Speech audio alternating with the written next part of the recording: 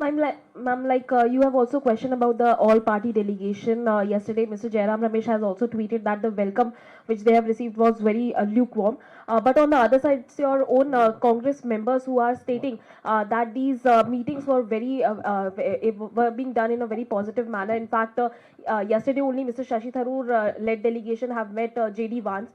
So are you not satisfied because your own members who were a part of this delegation are saying that these are very positive meetings which they held? When you represent the country overseas, you are restrained. When you represent the country overseas, there are many things that you want to say, but you cannot say. They may not be able to say it, but we certainly can, and we will question. What is the question we are raising? That these delegations went overseas. It is a complete failure of our foreign policy to not be able to get them a single meeting with people of consequence. How many countries after these delegations visited those countries have spoken in our favor, have issued statements? How many countries that we visited have denounced Pakistan? I mean, we go to Kuwait and Kuwait the very next day lifts a 19-year-old ban on Pakistani visas. How is that okay? And will these questions not be raised?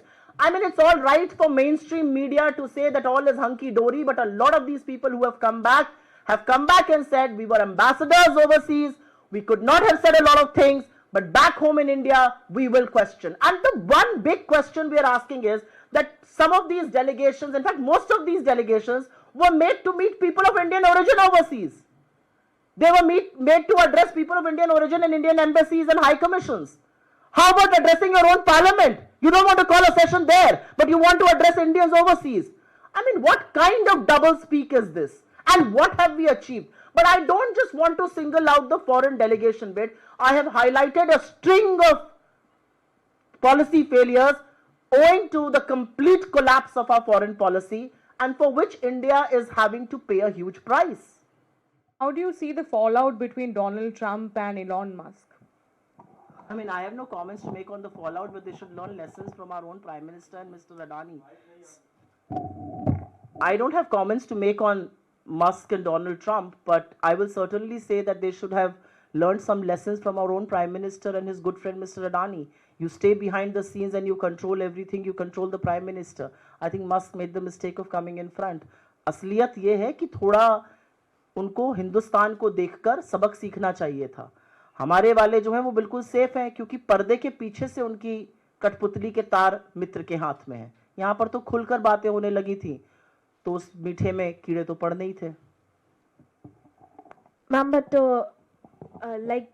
we have seen that how they are commenting about each other. So one question which is related to our country only, that how can we take the statement seriously from Mr. Donald Trump regarding ceasefire when he's not he's changing his statements about his very good friend. So you will not take statements seriously from Donald Trump. You will not take statements seriously from Russia that's endorsing Donald Trump. You will not take statements seriously for which our government is not responding.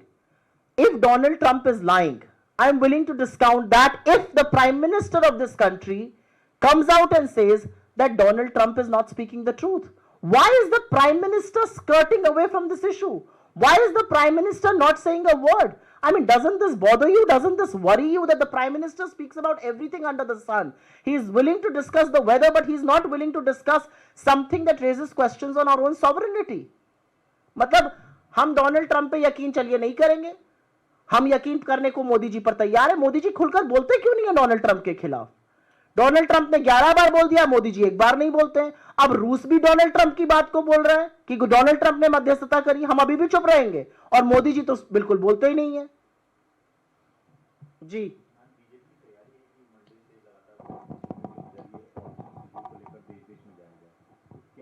नहीं, BJP की तैयारी तो घर घर सिंदूर पहुंचाने की भी थी. इस देश की सुहागिनों ने जब प्रतिकार किया और उनको आईना दिखाया और उनकी इस गलीच हरकत के लिए उनको फटकार लगाई, तो उन्होंने इसको फेक न्यूज बता दिया. बीजेपी की तैयारी जो भी रही हो, एक ही बात का जवाब बीजेपी को देना है.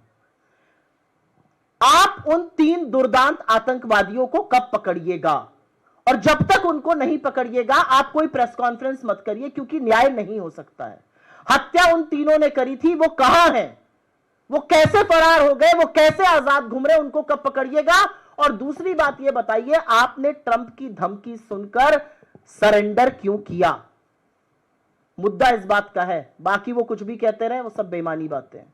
जी मैम, आपने प्रतिनिधिमंडल कहाँ गया, कितने राष्ट्राध्यक्षों से मिला, इसके ऊपर सवाल उठाए हैं। उसमें कांग्रेस के भी लीडर हैं, कांग्रेस के भी सांसद हैं, तो क्या पार्टी स्तर पर कांग्रेस पार्टी भी उनसे कुछ इस बारे में रिपोर्ट लेगी या बात करेगी कि कहाँ कहाँ गए, क्या क्या रिस्पॉन्स रहा, और क्यों सिर्फ इंडियन डायस्पोरा से मुलाकात हुई, या इस बारे में कुछ आप लोग भी जो है अपने सांसदों से कुछ? मैंने जो सवाल उठाया है वो सार्वजनिक रूप से जो दिख रहा है उस पर उठाया है।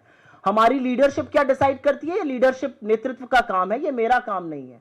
मैंने जो सवाल उठाया वो सार्वजनिक रूप से जो दिख रहा है, वो जहां जा रहे हैं वहां पर बड़े राष्ट्राध्यक्षों से नहीं मिल रहे हैं, वो अंडर सेक्रेटरी से मिल रहे हैं, एक्स मिनिस्टर से मिल रहे हैं, स्टेट मिनिस्टर से मिल रहे हैं, डिनर्स अटेंड कर रहे हैं, वहां गाना बजाना हो रहा है। 28 लोगों की इतनी निर्मम हत्या हुई, हमारे ऑपरेशन सिंदूर का पक्ष रखने गए, 16 लोग हमारे पुंछ में शहीद हो गए, वहां गाना बजाना हो रहा है। वहां पे यूनेस्को की वर्ल्ड साइट घूमी जा रही है, वहां पर पॉटरी मेकिंग देखी जा रही है, वहां पर चर्च नोत्रदाम का घूमकर उसका वो किया जा रहा है, वहां पर म्यूजियम देखे जा रहे हैं यूके में। तो हम जो देख रहे हैं उस पर सवाल हम नहीं उठा रहे, हम ये कह रहे हैं आपने ये सब किया, आप वहां पर जाकर इंडियन ओरिजिन के लोगों से बात कर रहे हैं। यह विफलता हमारे सांसदों की नहीं है, यह विफलता हमारी फॉरेन पॉलिसी की है।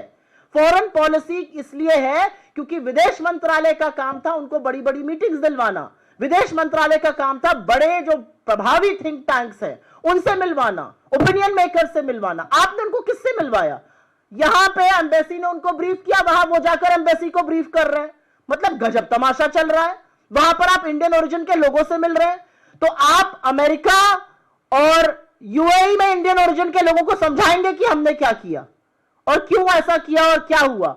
आप देश के चुने हुए प्रतिनिधियों को नहीं समझाएंगे। मतलब अगर अभी आप अमेरिका में हो तो आपको भारत के डेलीगेशन समझाएगा, लेकिन यहां पर संसद का सत्र नहीं किया जाएगा। यह कौन सा तमाशा है? और मुझे ऐसा लगता है कि मीडिया में कोशिश हो रही है ये पिक्चर पेंट होने की कि सब हंकी डोरी है। मुझे ऐसा लगता है बहुत सारे सवाल जो डेलीगेशंस गए थे उन्होंने वापस आकर उठाए हैं। मैंने आप ही के एजेंसी पर सलमान खुर्शीद जी की बात सुनी है, मैंने आप में से कई चैनलों पर बाकी लोगों की बात सुनी, और उन्होंने कहा है कि जो मुद्दे देश के हैं वो हम मुखरता से उठाएंगे और हमें इस बात का आज भी जवाब चाहिए। जिनको आप लोग पोस्टर बॉय बना रहे हैं वो ये कह रहे हैं हमें इस बात का जवाब चाहिए कि सीज फायर का अनाउंसमेंट अमेरिकी राष्ट्रपति ने क्यों किया, हमारे प्रधानमंत्री ने, हमारी सरकार ने क्यों नहीं किया। ये उन मेंबर्स बोल रहे हैं, उस डेलीगेशन के मेंबर्स जो गए थे। आप लोगों के यहां एक प्रयास किया जा रहा है इसको बिल्कुल पिक्चर परफेक्ट पेंट करने का। पिक्चर परफेक्ट नहीं है, पिक्चर बहुत इम्परफेक्ट है। सवाल के जवाब सरकार को देने पड़ेंगे, और यह सारी विफलता हमारी फॉरेन पॉलिसी की है। कोई सांसद मीटिंग फिक्स नहीं कर रहा था, हमारी एम्बेसीज, हमारे राजदूत, हमारी फॉरेन मिनिस्ट्री फिक्स कर रही थी, वो कुछ नहीं फिक्स कर पाए।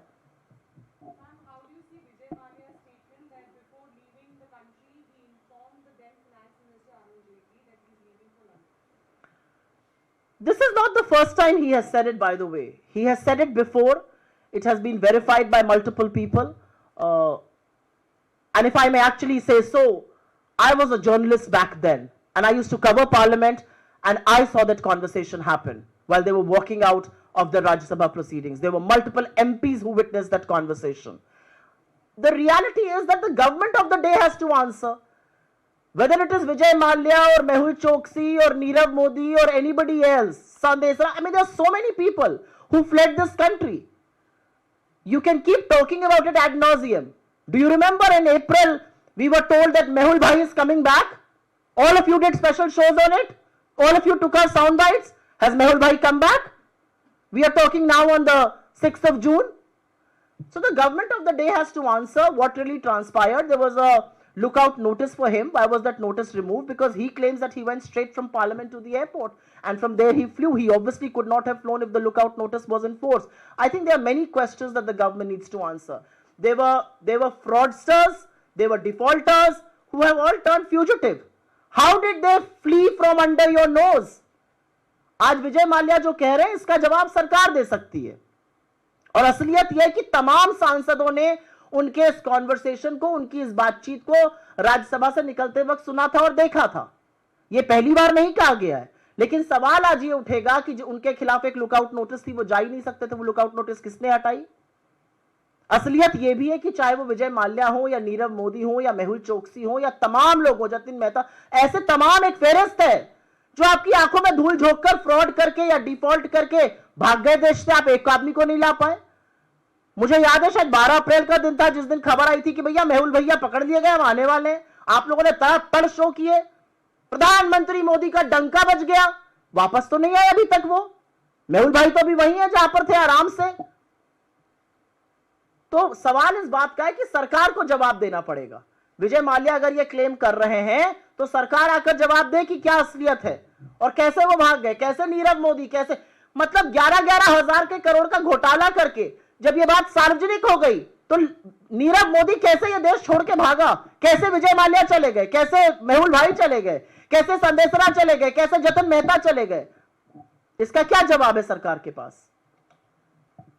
Ma'am, what do you think the current government is trying to give a message by this visit? Like PM Modi is visiting Jammu and Kashmir today. So what message is he trying to give to the country? You want my absolute honest reply? Yes. That if there is an inauguration to happen, if there is a ribbon to be cut, the Prime Minister is willing to go anywhere. And my staunch belief now is that if there is an inauguration in Manipur, the Prime Minister will also go to Manipur. The reality is that the Prime Minister of this country did not choose to go to Kashmir for 45 days. He did not meet one victim's family except for when he went for an election rally in Kanpur.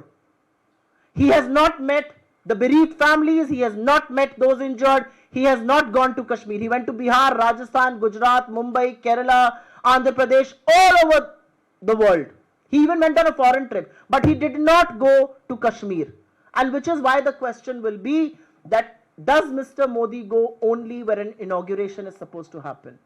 अगर आप मेरा बिल्कुल निष्पक्ष और honest answer जानना चाहिए तो वो ये है कि 45 दिन में नरेंद्र मोदी ने कश्मीर की खोज खबर नहीं ली, एक भी परिवार से नहीं मिले। कानपुर किसी कार्यक्रम में गए तो एक शहीद परिवार से मिल लिए, उन्होंने घायलों की कोई जांच नहीं करी, वो न पहलगाम गए न पुंछ गए, वो बिहार घूम रहे थे, आंध्र प्रदेश घूम रहे थे, केरल घूम रहे थे, मुंबई घूम रहे थे, राजस्थान घूम रहे थे, गुजरात में रैली कर रहे थे। फीता काटने का अगर वक्त आएगा तो नरेंद्र मोदी हर जगह जाएंगे। वो 2 साल से मणिपुर नहीं गए, अब मेरा ये ठोस विश्वास है कि अगर मणिपुर में फीता लगाकर उनको इनॉग्रेशन के लिए बुलाया जाए तो शायद वो चले जाएंगे। मैं पिछले दिनों भारत सरकार ने जो डोनाल्ड ट्रंप के पूर्व प्रवक्ता को अपनी रणनीतिक टीम में शामिल किया था, अब जबकि पाकिस्तान ने भी ट्रंप सरकार के ही पूर्व अधिकारी को अपने लॉबिंग के लिए नियुक्त किया है। मुझे लगता है पाकिस्तान की जिस तरह से स्वागत अमेरिका में किया गया, जैसे पाकिस्तान का डेलीगेशन जाकर अमेरिकन बड़े बड़े लोगों के सामने बैठकर अपनी बात कर रहा है, बिलावल भुट्टो 45 मिनट तक यूएन में खड़ा होकर हमारे खिलाफ जहर उगल रहा है, पाकिस्तान के साथ डील्स की जा रही हैं, पाकिस्तान को जो हथियार सप्लाई किए जा रहे हैं उनके साथ डील करी जा रही है, आतंकी मुल्क पाकिस्तान के नेताओं को महान बताया जा रहा है, उनके प्रधानमंत्री हमारे प्रधानमंत्री को तटस्थ जगह पे बात करने की बात कही जा रही है, डिनर पे भेजा जा रहा है। ये अपने आप में हमारी फॉरेन पॉलिसी की विफलता है कि आप इस तरह की बातें रोक क्यों नहीं पा रहे हैं, ये विफलता है हमारी। Ma'am, the stampede incident which has taken place in Bangalore, now the Karnataka government has suspended the police commissioner there and many of the other top officials as well. But the BJP is saying that this is basically a state-sponsored man-made disaster which has taken place, and it is basically the Karnataka government which is responsible for this. How do you say? Quite frankly, I don't want to politicize a tragedy as big as that. My heart goes out to those people who were out celebrating and who instead ended up losing their lives. I think no amount of condolence is enough for those families. And the reality is that without wasting any time, our senior leadership said in an unequivocal tone that human life is more precious than any win, any celebration. And protocols need to be revisited if need be. I don't want to draw parallels, I don't want to do petty politics, but I do want to say here, I was very touched by the sensitive way in which the Karnataka government and the Karnataka Chief Minister and the Deputy Chief Minister and our leaders handled this issue. They did not disappear for 18 hours. They did not indulge in blame game. They accepted their mistake. They mourned with the people. They were seen in hospitals. They were looking at relief work. They were looking at safe rescue of people where there were large crowds. And they did not mince their words. They did not reward officers who were responsible. They were punished. They were shunted out. They were suspended. And that's what a sensitive government does. To my mind, I don't want to draw parallels, but if the BJP really wants to indulge in politics, I might want to turn around and ask, where were you when the Chief Minister of Uttar Pradesh disappeared for 18 hours after the stampede, where 36 people lost their lives? Why was the Uttar Pradesh government trying to conceal and trying to cover up a second stampede that had happened? What about the 121 lives that were lost in the Hathras stampede? What about the stampede that was caused at the New Delhi railway station? Where was Ashwini Vaishnav making reels? He did not even care to visit that place. Where was he when Balasore happened? Whose resignation were you asking for when Morbi bridge collapsed in Gujarat and little children died? Over 140 people, if I'm not wrong.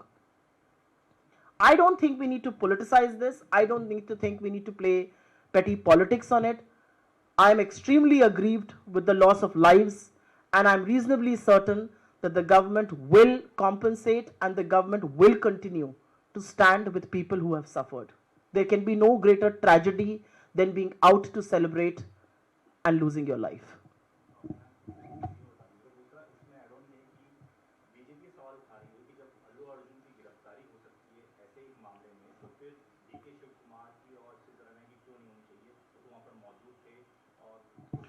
मुझे ऐसा लगता है कि मैं इस पर तुच्छ राजनीति नहीं करना चाहती हूं। मुझे ऐसा लगता है कि इससे दुखद और क्या होगा कि आप अपनी टीम के सेलिब्रेशन के लिए बाहर निकले और वहां पर स्टैम्पीड हुई और लोगों की जान चली गई। मुझे नहीं लगता इससे दुखद कुछ हो सकता है। आपकी कितनी संवेदना, आपकी कितनी श्रद्धांजलि उन लोगों को वापस नहीं लाएगी। ये दुखद है। कर्नाटका की सरकार ने इस पर सहानुभूति जताई और जिस संवेदना से इस पूरे मामले को उन्होंने हैंडल किया, वैसा ही करना चाहिए था। उन्होंने गलती मानी, उन्होंने चूक मानी, लोगों के साथ वो उनके दुख में खड़े हुए। वो 18 घंटे के लिए गायब नहीं हुए। वो अस्पतालों में मृतक परिवारों के साथ रहे, घायलों को सुरक्षित अस्पताल पहुंचाया, लोगों को वहां से सेफली रेस्क्यू कराया। बहुत भीड़ थी वहां से। और उसके बाद जो एक्शन लेना चाहिए था, जो लोग रिस्पॉन्सिबल थे उनके खिलाफ एक्शन लिया गया, उनको रिवॉर्ड नहीं दिया गया जैसा कि यूपी में किया गया था। मैं ब्लेम गेम में नहीं पड़ना चाहती हूं। मैं बिल्कुल नहीं चाहती हूं कि मैं इस पे ब्लेम गेम करूं, लेकिन अगर बीजेपी इस तरह की बातें करेगी तो फिर सवाल उठेंगे ना। सवाल उठेंगे कि 36 लोगों की मौत हो गई थी कुंभ में, 18 घंटे तक मुख्यमंत्री कहां थे, दूसरी जगह पर क्यों लिपापोती की जा रही थी, हाथरस के स्टैम्पीड का क्या हुआ, मुख्य अभियुक्त तक नहीं बनाया आपने, मोरबी में इतना बड़ा कांड हुआ, हादसा हुआ, क्या किया आपने गुजरात के चीफ मिनिस्टर के साथ, रेलवे स्टेशन पर स्टैम्पीड हुई, क्या रेल मंत्री ने इस्तीफा दिया, क्या बालासोर के बाद इस्तीफा दिया। बहुत सारे सवाल हैं, लेकिन मुझे लगता है कि जो बंगलोर में हुआ है और इस पर जो मेरे नेतृत्व ने बोला है कि किसी भी जश्न से ज्यादा ह्यूमन लाइफ जरूरी है, सुरक्षा जरूरी है, सेफ्टी जरूरी है, और अगर प्रोटोकॉल्स को दोबारा से रिविजिट करना पड़े तो वो भी करना चाहिए। Thank you very much.